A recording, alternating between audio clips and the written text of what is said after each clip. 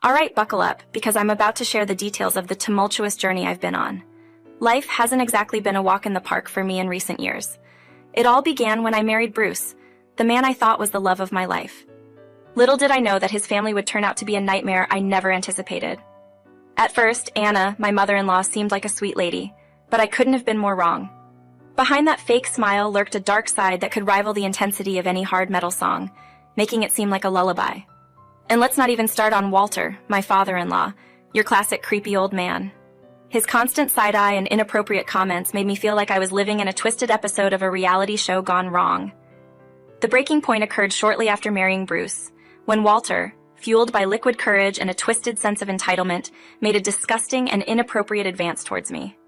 Shocked, disgusted, and outraged, I mustered the courage to confide in Bruce and Anna, expecting their support. However, they didn't have my back. Instead, they gaslit me, brushed it off, and labeled me as some attention-seeking drama queen. The audacity, right? For anyone who's been in my shoes, it's painfully hurtful not to be believed, and it's even worse when it's your own family. Some may wonder, why didn't I leave?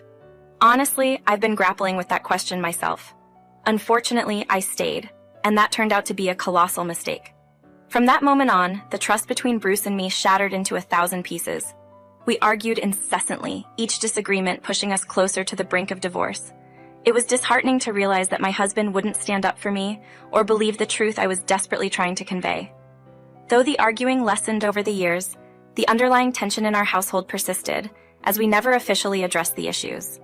Due to what I disclosed to Anna and Bruce that day, and their unwillingness to believe me, I found myself excluded from many family gatherings and events. It was sickening to witness Walter getting away with everything while I became the outcast. My initial sadness and frustration transformed into purebred anger, and I began plotting my revenge. Allow me to share that retribution is most satisfying when served with a calculated coolness. I possess the finesse to maintain an icy composure. I resolve not to allow these individuals to dismantle my spirit. Now pay attention, because the narrative is about to take an intriguing turn. There I was, Melissa, ensnared in the stifling trap of dysfunction. Divorce seemed to be the sole escape route. But let's face it, I was a simple housewife lacking prestigious degrees or a substantial bank balance. Walking away from Bruce would mean departing with nearly nothing. I aspired for more than just alimony. I refused to let those cunning manipulators triumph with a mere divorce. My mind raced as I contemplated a strategy to retaliate, to demonstrate that I was not a helpless damsel awaiting rescue. I aimed to reveal the authenticity of my plight. However, each idea that crossed my mind seemed too ordinary, too predictable. I yearned for something grand, something that would make them rue the day they doubted and discarded me. Bruce's phone became the key to unlocking their secrets. Aware of his penchant for safeguarding information in that little device, I seized the opportunity one night while he slumbered like a hibernating bear. With finesse, I placed his fingerprint on the phone's sensor, unlocking it seamlessly. In an instant, I gained access to a treasure trove of information. I delved into his texts, emails, and digital footprints, scouring for any evidence that could serve as my ticket to vengeance. And lo and behold, nestled amidst mundane daily exchanges were conversations between Bruce and my mother-in-law. The contents sent shivers down my spine. They were scheming to move Anna and Walter into our home. I was incensed. How dare they? The reason behind this audacious plan? They wished to be closer to Bruce and me, mending a relationship long fractured. Allow me to share a revelation. I could discern the deception from miles away. Wondering how I knew? It turns out that it was the despicable, dusty, and musty Walter who initiated the idea. That slimy individual believed enough time had elapsed, and no one would believe me once again as he embarked on his second offense. He's unquestionably a canine, and despite my initial fury, you all need to understand that I'm not one to lose my composure without reason. Realizing the potential advantage in this situation, I chose not to reveal that I had gained the upper hand. I kept this information to myself and began plotting my next move. Several months had passed since my discovery, and things were progressing rapidly. I routinely checked Bruce's phone, staying updated on the plans for Anna and Walter to move in. The approaching days revealed through the texts also unveiled Bruce's intention to spring this news on me. The audacity. Nevertheless, it didn't matter because I had devised a plan. The next day, when I got home from work, I adorned myself in something elegant, dimmed the lights, lit candles, played some smooth jazz, and welcomed my husband home. He was taken aback by the tranquil and inviting atmosphere, since we typically did our own thing upon his arrival. "Hey babe, welcome home. I've been planning a little surprise for you. Come in, take a load off, and soak up this cozy atmosphere. Wow, babe, what's all this? I'm scared. Scared of what, babe? I'm doing something nice for you. Well, I guess I'm just surprised is all. Babe, don't be like that. I did all of this for you. Okay, you're right, I'm sorry. Wow, you've outdone yourself, baby. It feels like I just stepped into a romantic movie scene. Well, you've been working your butt off and I wanted to spoil you a bit. You deserve it, my hardworking man. Oh, thanks, babe. You always know how to make me feel special. So, what's the treat? I'm all ears. I'm going to give you the most relaxing foot massage ever. I've got some special oils lined up to work their magic on those tired feet of yours. You know me so well, baby. Your foot massage sounds heavenly right now. Of course, my dear. Let me work my magic and make you feel like a king. Just sit back, relax, and enjoy the royal treatment. He complied, feeling princely and regal as he sat down. I knew the time had come to initiate my attack. I began washing his feet intentionally, massaging them slowly and soothingly, eliciting appreciative groans from him. You know, Bruce, I've always admired your confidence and intelligence. Sometimes I feel like I can't keep up with all those smart people things. Oh, come on, baby. You're plenty smart. Don't sell yourself short, but I mean, you didn't even finish college. Exactly. Sometimes I feel like I'm no good at anything. That's okay, baby. You've got me to lean on. Yes, babe. You're so reliable, kind, and smart. I consider myself quite intelligent, don't I? You, my smart Pookie, are treating me exceptionally well. I'm truly grateful to be married to such a smart, strong, and handsome man. You always take care of me, babe, just doing your job. And you excel at it, I swear. No one else could do what you do. I've been attempting to sign a document for a while now, and I'm a bit confused. Can you help me? As you bask in the glory, I'm showering you with, my request seems like the icing on the cake. You're so confident. Sure, babe, anything you need. I don't mind lending my expertise to anyone who needs it. So next to you, there's a document, and there are so many lines for me to sign. What's the issue, you ask? Well, because I haven't written in a long time, my handwriting is awful. I'm scared I'm going to mess up the paper. Don't be silly, Melissa. All signatures look a bit messy. But I like your signature. It exudes class and elegance. People will take me seriously when they see your lovely signature. It looks very well educated. Does it? Uh-huh. Please sign it for me, baby. All right, I'll sign it for you. Great, just sign on all the dotted lines, please. Yeah, I know how it works, babe. I'm the one who went to college, remember? I swallowed my pride because I was about to throw dirty water in his face. However, I was on a mission, anxious and depending on his relaxed state. I hoped he would casually sign it without reading it. If he started reading it, I'd be in trouble. Luckily, my prediction came true. With an air of boasting, he casually and lazily signed the document, sealing his fate. I strategically positioned Bruce exactly where I desired, completely at ease and under my influence. Oblivious to the impending revelation, he peacefully slipped into dreamland, accompanied by the echoes of his snores. This was my cue to delve once more into the depths of his phone. To my satisfaction, I stumbled upon a significant revelation. A conversation between Bruce and Walter, the catalyst for the forthcoming upheaval. In the dialogue, Walter exuberantly expressed his eagerness to mend the supposedly fractured relationship between me and Bruce. The audacity of his words left me incredulous. The text read, "Hey Bruce, I've been missing Dee Dee so much. I want to fix things between us. Can't wait to move in. Yeah, Dad, I'm sure she'll be excited once I announce the news. But you guys were meant to move in earlier. How long until you come to this side?" Walter's response revealed their deliberate delay, citing house extermination and fumigation as the reason for the postponement. A surge of repulsion and betrayal overwhelmed me. Walter's sinister motives were laid bare, and Bruce remained blissfully ignorant. It appeared that everyone had conspired to withhold information from me, preparing to blindside me. Undeterred, I formulated my game plan, fueled by a sly grin as I secured those crucial signed documents in a discreet location, my golden ticket to retaliation. The evening continued with a facade of affection and indulgence towards Bruce. Irony loomed as I pampered him, concealing the brewing storm within. Little did he know, a rude awakening awaited him when my unsuspecting in-laws, Mommy and Daddy Dearest, would make their surprise visit. The anticipation built over a month finally reached its climax as my in-laws were set to arrive. Unfazed, I maintained an Oscar-worthy act of innocence.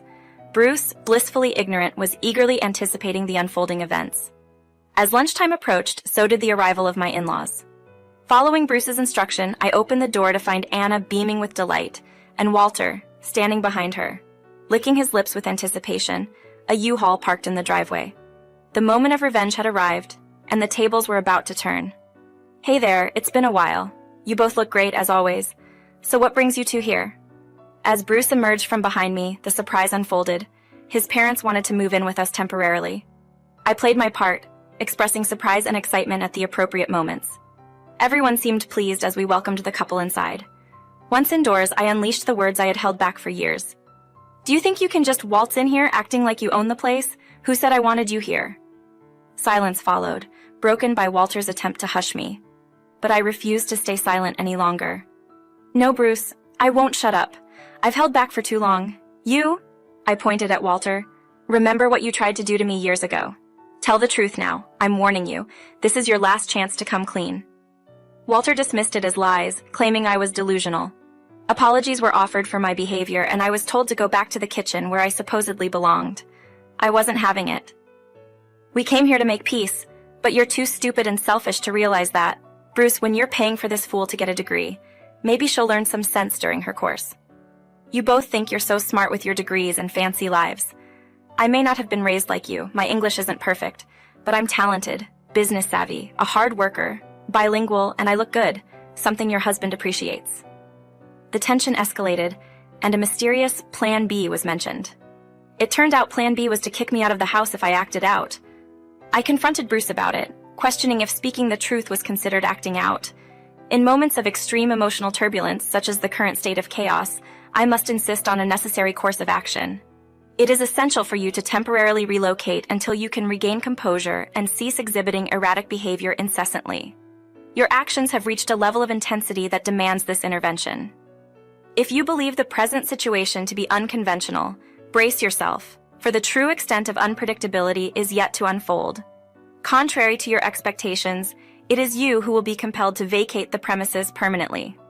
I have executed the transfer of property ownership through legally binding documents, akin to those previously endorsed by Bruce a month ago. These papers not only denote my ownership of the residence, but encompass all its contents. The elaborate contractual conditions I orchestrated necessitated Bruce's repeated signatures, ensuring his explicit acknowledgement of the proceedings, even though he was not fully informed. My explanation of this to my spouse and in-laws was met with understandable anger, replete with insults and threats of legal action. Attempting to pursue legal action against me would prove futile. "Bruce, were you under duress while signing those documents?" "I did not sign anything. Such claims are baseless. A visit to the authorities would only expose the lack of credibility in your accusations.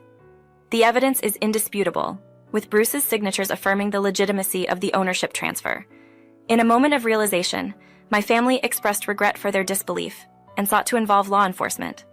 This revelation highlighted their oversight during a seemingly innocuous foot massage session.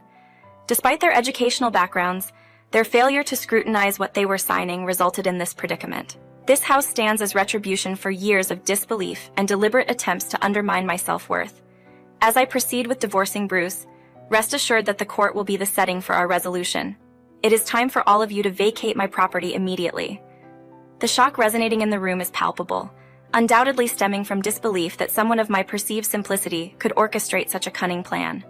Society may cast judgment for my appropriation of this residence, but it matters little to me.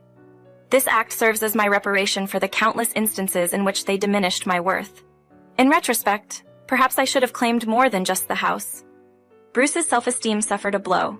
Walter appeared too shocked to articulate a response, and Anna was visibly frustrated, struggling to find the right words to express herself. Despite her desire to speak up, she realized she couldn't say anything. They were all deceived. I promptly expelled all those individuals, asserting that I had grown tired of enduring their mistreatment, their manipulation, and their lies. I refused to remain a victim in their lives. Shortly after making this decision, news started circulating rapidly. It turns out Walter, that deceitful snake, was caught attempting to engage with an underage girl. Can you believe it? Now he's facing significant time in prison. Thankfully, someone was finally able to bring him to justice. I suppose he finally got the consequences he deserved. Anna, may she find solace, has at last awakened from her illusions, confronting the harsh reality of her beloved son's actions. However, I cannot spare time for her belated sympathy. She averted her gaze for far too long, and her empathy now arrives too little, too late.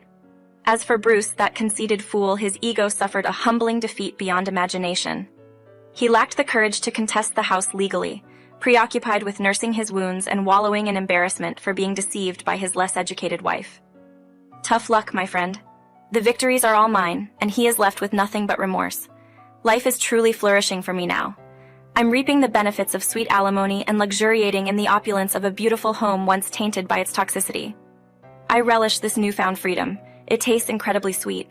The world is my oyster, and I intend to seize it by the pearls. Before conquering the world, however, I have one dream to pursue.